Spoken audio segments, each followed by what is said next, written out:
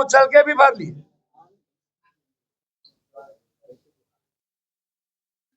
और सब कुछ ठीक, गाड़ी से भी हम अस्पताल जा सकते थे, लेकिन एम्बुलेंस से चल दिए। और कुछ सोशल मीडिया के लोगों ने तो बीपीएससी आंदोलन को खत्म ही कर दिया। टीवी चैनल के एंकरों ने बीपीएससी छात्र के मुद्दों को गौन ही कर दिया। वैनिटी बक्सा डब्बा,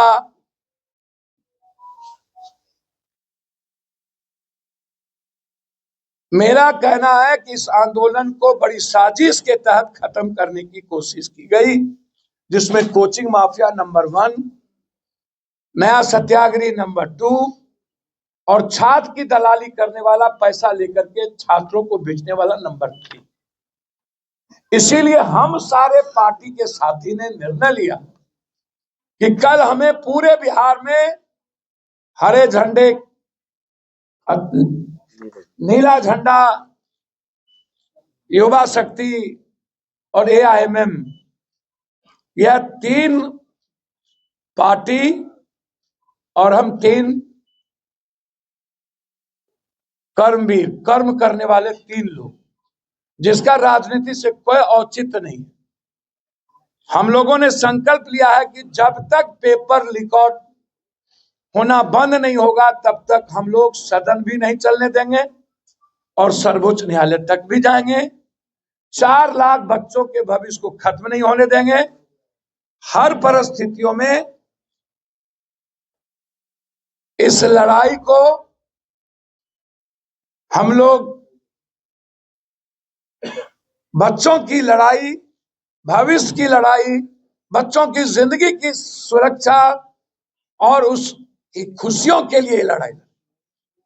हमने सबसे अपील किया है, विशेष तौर पर कांग्रेस से हम अपील जरूर करेंगे और वामपंथ पार्टी से, कि जब आंदोलन एक ही है तो आप लोगों को सहयोग बच्चों के हित में करें। हम आप लोगों के सहयोग के साथ, जैसे हम चंद्रशेखर रावत जी और एआईएमएम के साथ खड़े हैं, हो गए, हमने कहा आप लोग आगे बढ़िए। तो इसीलिए हम कांग्रेस से भी अपील कर रहे हैं कि हम लोग के कल बंद में आए और उसके बाद अगली रणनीति बनाएंगे कि क्या हम लोगों को इस बड़े छात्र और युवाओं के भविष्य को लेकर के सभी जिला मुख्यालय में एक बड़ी सभा, जिसमें चंद्रशेखर जी भी रहेंगे, कुछ जगहों पर एआईएमएम के साथी भी रहेंगे, और हम लोग यहां से लेकर के दिल्ली तक, यूपी तक से लेकर दिल्ली तक सभा करें। अंत में मेरा एक आग्रह है, जो लोग बीजेपी से और बीजेपी के तरीके से जो कंप्लीट रूप से जाति जनगणना के विरोध है, आरक्षण विरोध है, बच्चे के भविष्य के साथ खिलवाड़ करती है, और उनकी लड़ाई बीजेपी से ना होकर जो क्षेत्रीय पार्टी कांग्रेस से लड़ रही और इंडिया गठबंधन की बात करती हो, मैं उनसे आग्रह करूंगा कि यदि इसी तरह आप बिहार के भविष्य और दिल्ली की भविष्य को खत्म करने की तैयारी और बीजेपी को मजबूत करने की तैयारी करेंगे तो कभी भी आपको माफ नहीं करेगा यह बिहार। 90 के पहले के दशक से आज तक जिन लोगों को कभी किसी बच्चों के भविष्य की चिंता या आंदोलन नहीं थे, हर नए आंदोलन में नए तरह के बच्चों के जिंदगी को खिलवाड़ करने वाले दलाल टाइप के कुछ लोग आ जाते हैं, जिसका एग्जामिनेशन से कोई मतलब नहीं, और वो बिक जाते हैं। मैं हमेशा ये बात कहता हूं, कहां चले गए सभी कोचिंग वाले? वही कोचिंग वाले गर्दनी बाग भी जाते थे, वही कोचिंग वाले बीपीएससी चेयरमैन के पास भी जाते। अब आप हमको बताइए, ये बड़ों के बाप, कनियों के बाप दोनों कैसे संभल? बीपीएससी वाले भी उन्हीं लोगों को बुलाते थे, और उन्हीं से सहमति लेते थे। और गर्दनी बाग में भी वही लोग जाके नाटक करते थे। और जो नए सत्याग्रही बने, मुझे तो आश्चर्य होता है कभी कभी इस बात को लेकर के। जनाब आप लोग सुनिएगा तो आश्चर्य होगा कि 153 धारा में पुलिस कितने मिली हुई है, कितनी गंदी है बिहार की पुलिस। कहती है बहुत ही। पहला जो केस हुआ था किसी नए सत्याग्रही पर वो था 153 धारा के तहत, वो केस नहीं सटा, वो केस नहीं सटा। जो बेलेबल सेक्शन था, बेलेबल, जिसका वारंट ही इशू नहीं हुआ, कस्टडी में लिया ही नहीं गया। कुछ लोगों ने उन्हें कह दिया दुनिया का नया इतिहास रच दिया। गांधी मैदान थाना केस नंबर 815-24, इनमें बेल नहीं हुई, जबकि ये नॉन बेलेबल। व्यापक पैमाने पर अनियमितता का पहला केंद्र बिंदु 192 सेट में हम लोगों ने दिया है। डीएम साहब जिन मुद्दों को स्वीकार किए हैं, 173 सेट ही क्वेश्चन पहुंचा था 192 में। तो 192 में 173 क्वेश्चन सेट ही पहुंचना, यह अपने आप में सीधा दिखता है कि अनियमितता है और पेपर लीक आउट है, गायब है। दूसरा है एग्जामिनेशन सेंटर पर जबकि नियम ही नहीं कानून बना है कि जेमर लगना ही लगना है, किसी भी सेंटर पर जेमर नहीं था। ये दूसरा है कि किसी भी कीमत पर क्वेश्चन को प्रभावित करने के लिए, एग्जामिनेशन को प्रभावित करने के लिए जेमर का नहीं लगना। तीसरा है छात्रों के द्वारा उसी दौरान ईओयू को क्वेश्चन भेजा गया आर्थिक अपराध इकाई, उस पर भी आर्थिक अपराध इकाई ने कार्रवाई नहीं की। चौथा है मात्र एक दिन पहले 5000 छात्रों को सेंटर चेंज गया से करके नवादा कर दिया गया, एक दिन पहले, एक दिन पहले। तो इससे साफ जाहिर होता है कि 5000 बच्चों को ही इनको पास करवाना था। इसी से ये लोग लेन देन किए कुछ बच्चों के साथ। 4 लाख बच्चों के भविष्य की चिंता इनकी नहीं थी। इस तरह हम लोगों ने 150 पेज का मेरे तरफ से पिटीशन फाइल हाई कोर्ट में हुआ है और हमारा आधार बिल्कुल क्लियर है कि ये हर कीमत पर इसकी सुनवाई और बीपीएससी के एग्जाम का कैंसिलेशन। 2 हमने और लिया है, एक बच्चों पर जो छात्रों पर जो केस हुआ है वो भी अलग से फाइल किया है हमने। लाठीचार्ज गलत थी वो भी मैंने फाइल की है। और शिक्षकों को बीपीएससी लीगल नोटिस भेज रहा है, डरा रहा है, हमने ये भी अलग से फाइल किया।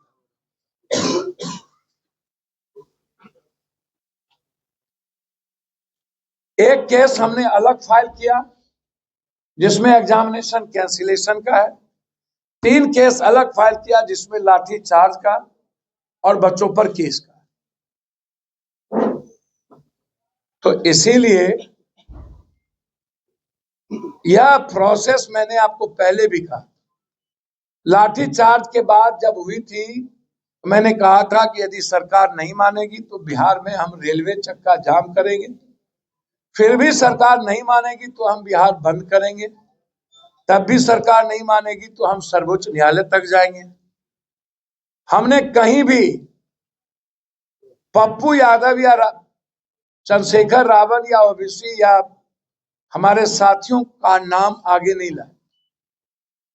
हमारा मुद्दा ही है भविष्य के बच्चों पर की जिंदगी को सेव करना, कभी पूरा नहीं होगा। जिसके पास 1.5 करोड़ 2 करोड़ रुपया नहीं है, क्या वो डीएसपी नहीं बनेंगे? जिसके पास 3 करोड़ रुपया नहीं है, 4 करोड़, क्या वो आईएएस नहीं बनेंगे? जिसके पास 50 लाख रुपया नहीं है, क्या वो इंजीनियर नहीं बनेंगे? जिसके पास 1 करोड़ रुपया नहीं है, क्या वो आईआईटी नहीं बनेंगे, आईटीआई नहीं करेंगे? तो इन मुद्दों पर आज मैंने आपको बुलाया है। बीपीएससी का 4 लाख बच्चे का जो मुद्दा है, जिसको राजनीतिक व्यक्तियों ने और बच्चों की बीपीएससी एग्जामिनेशन के बच्चों के नेतृत्व करने वाले, चाहे वो कोचिंग माफिया हो, चाहे कोई दलाल टाइप का आदमी जो पैसे पर बिका हो, उन लोगों ने बीपीएससी आंदोलन को कमजोर कर दिया और खत्म कर दिया। और मैं शुरू से कह रहा हूं कि हम लोगों का कोई मतलब, मेरा, हम लोगों का, हमारे मित्र का बच्चों के भविष्य से राजनीति का पहले भी हम लोग जब भी एक होके लड़े हैं, तो उससे मदद का नियोजित शिक्षक, यूपीएससी, बीपीएससी, एसएससी से राजनीति का कोई संबंध। बिहार बंद हम लोगों ने की, रेल चक्का जाम हुआ,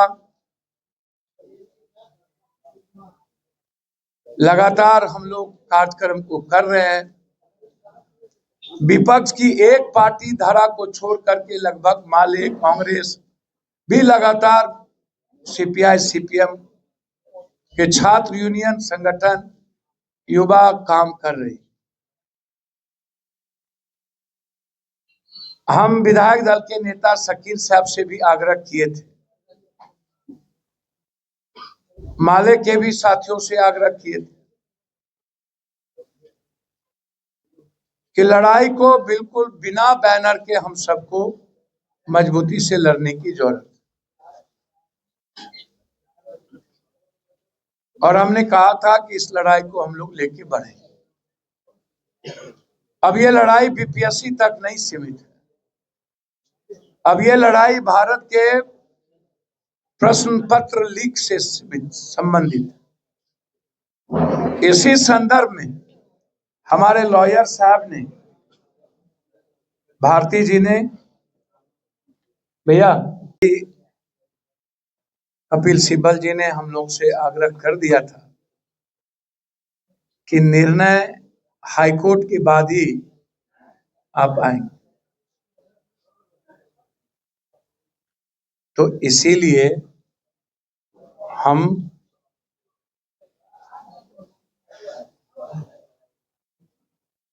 आप सबको आज आमंत्रित किए हैं। आप आए, इसके लिए धन्यवाद, स्वागत।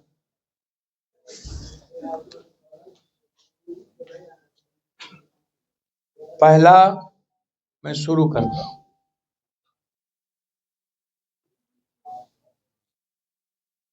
कि बीपीएससी मुद्दा नहीं है, मुद्दा है देश का पेपर क्वेश्चन लीक आउट।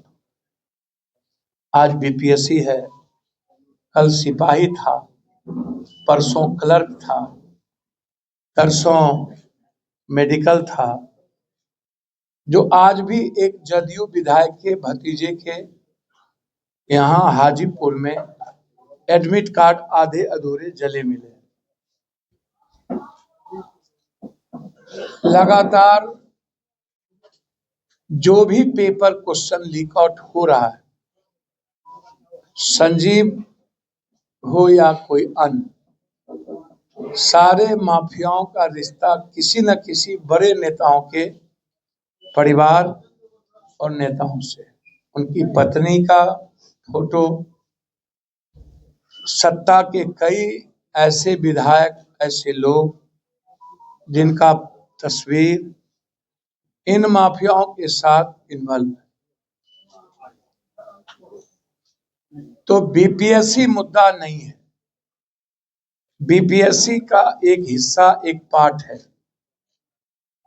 मुद्दा है कि हर परिस्थिति में हम लोग